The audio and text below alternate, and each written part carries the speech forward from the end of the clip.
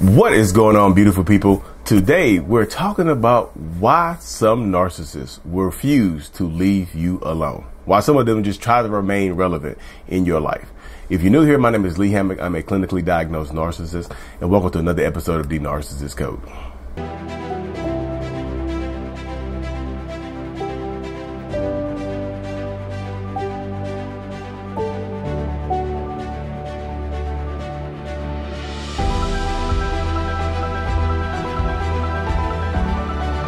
So, welcome back. Yes, y'all. Yeah, so, this right here is the question that a lot of people ask me right here. This is will they ever leave me alone, Lee?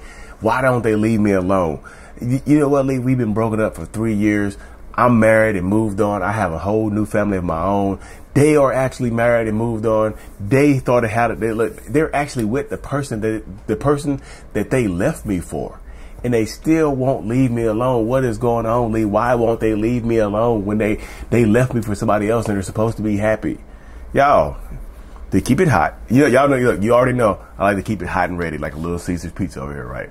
But a lot of narcissistic people think that you belong to them. That's it. A lot of narcissistic people absolutely think that you belong to them, like you are their property, and you will be treated as such. They treat you like you are property. They treat you like you belong to them. They treat you like no matter what, they still want to have access to you in some way, shape, or form. And a lot of times, if y'all do have kids together, they use that as an access point. Kids are not just kids. Kids are pretty much like little keys to the doorway of your life. Kids are little access points. Kids are like little key cards. Like the hotel. I know this sounds silly, but little key cards you use the door of a hotel. That's what, right there to get into your hotel room. That's what kids are for your life, to the narcissistic person. They pick the kids up. It's like, they put the little key card and right back into your life. Or they call you or they text you. It's always something, you see what I'm saying? They use that as an access point to your life.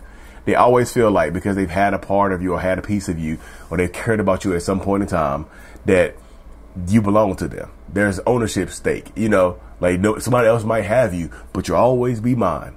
Your heart will always be mine. Or they'll say something silly to you like you always have a place in my heart. You know what? You always have a place in my heart because I don't care how much I moved on or how happy I may look. Things behind the scenes are kind of crazy. They will tell you a bold-faced lie, right? In order to try to keep you in their life. And a lot of times, even if y'all don't have kids, y'all, this is true even if you don't have kids. I know people are just like, well, Lee, I don't have kids, and they still reach out. They still think you belong to them. Because they feel like they've cared about you. It really is a weird feeling. Just the mindset of a narcissist, right?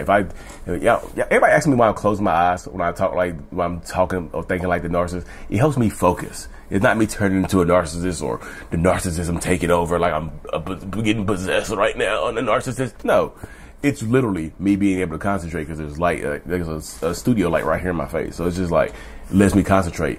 And let me think about it and goes into, I can dig deeper into my mind, right? So mindset wise, it's just like that person, I don't know, we've shared something so sacred. And I feel like nobody else can have that. Nobody else deserves to have that connection.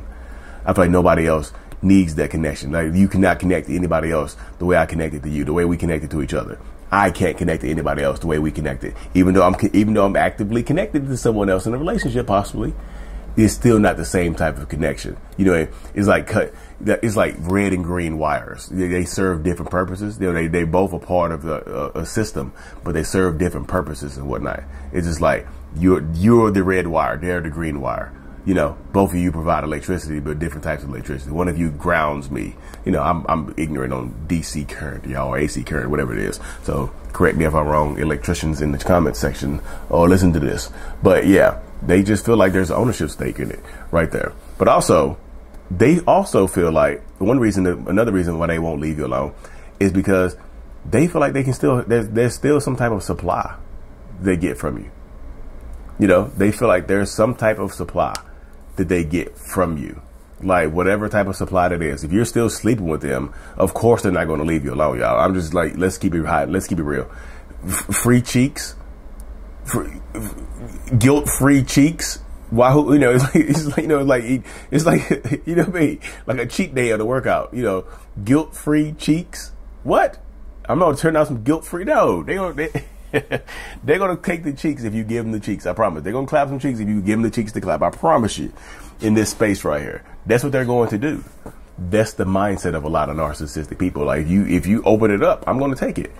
So if they're still getting some type of sexual supply from you, they're going to keep coming back. Why would they leave you alone? They're not going to leave you alone.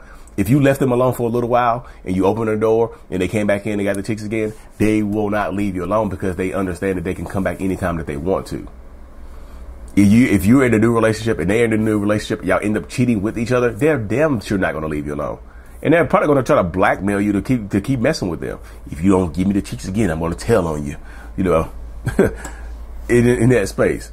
So if you're still providing access, you're still providing some type of supply to them, that's why they're going to keep reaching out. If you've cracked before, they feel like they can crack you again. You know, literally, if you've broken before, you broke no contact before, and you've given them what they wanted, they feel like they can do it again. So this falls into you right here. This falls into your lap. What are you going to do with it right here? You have to cut off their access right there. Stop giving in to what they want. Lee, it's so hard. I understand that it's hard. But if you want them to leave you alone, you have to cut it off. There's no other way. You can't keep giving them some cheeks or keep clapping the cheeks and expect them to leave you alone. That's asinine. That's backwards thinking. Why would they? Even if they're in a new relationship. Yeah, they're in a new relationship and you still giving it up to them. You see what I'm saying? You see what I'm saying? Yeah, we gotta wake up right here. We gotta wake up. We gotta wake up right there in that space right there within that dynamic. We have to wake up, you know, because if they're still getting some type of supply, then they're not going to leave you alone. Why would they? You know what I mean? Why would they? They're not going to leave you alone because they're still getting some type of supply, be it sexual, be it some type of emotional supply. They can like you become their emotional dumping ground. Like you always pick the phone up no matter what. You know that they moved on, but you just feel bad for them. So you always picking the phone up and letting them vent to you. But if you try to vent to them, they hang up on you or they don't want to hear it. Like it's a one-sided street. It's a one-sided dynamic, you know? It's like I said, they can guilt trip you or whatever, make you feel bad for them, whatever it is.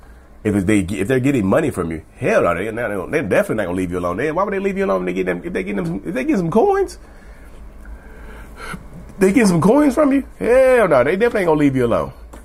Why would they? You know, within that space. Why would they leave you alone within that dynamic if they're getting that coin from you? You know what I mean? If they're getting that type of space, they're getting that type of coin, they're getting that type of dynamic from you. Why would they leave you be? You know, there's a lot of different space and a lot of different avenues to fall into when you're trying to reconcile this. But they're not going to leave you alone if they're getting some type of supply from you. You know, if you're picking the phone up and talking to them. If you're cracking, you're under pressure. You know, I know, again, y'all, I understand from the other side of the space too, but this is, again, I get it. But if they feel like they're getting some type of supply from you, they're still going to continuously do it over and over and over again. They're just going to keep doing it. Why wouldn't they? You know, why wouldn't they do that? They're just going to keep doing that type of stuff because it benefits them in some way, shape, or form. It really, really does. But I'm just telling you, like, you have to empower yourself in these spaces, in these positions right here, because if you don't, that's when they start to do all this type of different stuff for you right there. You know, so you have to empower yourself in this space right there. And, you know, another reason, because they're not, this is the last reason I'll go over right here, y'all. They're not done with you yet. You know, they want to keep you on as a backup supply. They want to keep you on as their, you know, a place where they can maybe come back, you know, if this new relationship doesn't work out, they can come back to you.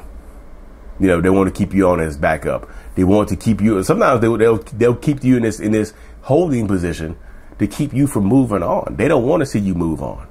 You know, they don't want to see you happy with anybody else, even if they're in a new relationship. They'll make your life harder. Look, somehow, some way, shape, or form, they'll team up with the new supply to make your life harder.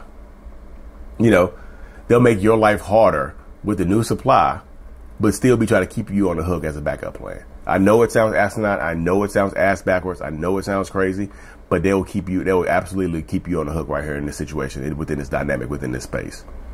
That's what we fall into right there. That's how you fall into this space, into these dynamics where you have to be the one. You have to be the one to end it. So if you want them to leave you alone for good, you have to force them to leave you alone. Give them no reason to think that you're a backup plan. Give them no reason. But Lee, I've done everything you can. You got to keep doing it. You got to outlast them. Sometimes you got to outlast them and force them to leave you alone. Police, harassment, whatever, restraining orders, whatever. Believe I want to ruin their life. You're not ruining their life. They know better than this. They know to leave you alone. They know the risk involved in reaching out to you, but they think they don't care about the risk. They think you're going to give in. You know, they don't weigh their options. They think you're going to give in. And within this space and within this dynamic, right? They think you're going to give in to them and they're going to get their needs met in some way, shape, or form. So that's the position that a lot of us fall into. I'm hoping for the best for everybody out here. You know, if you want them to leave you alone, sometimes you have to force them to leave you alone.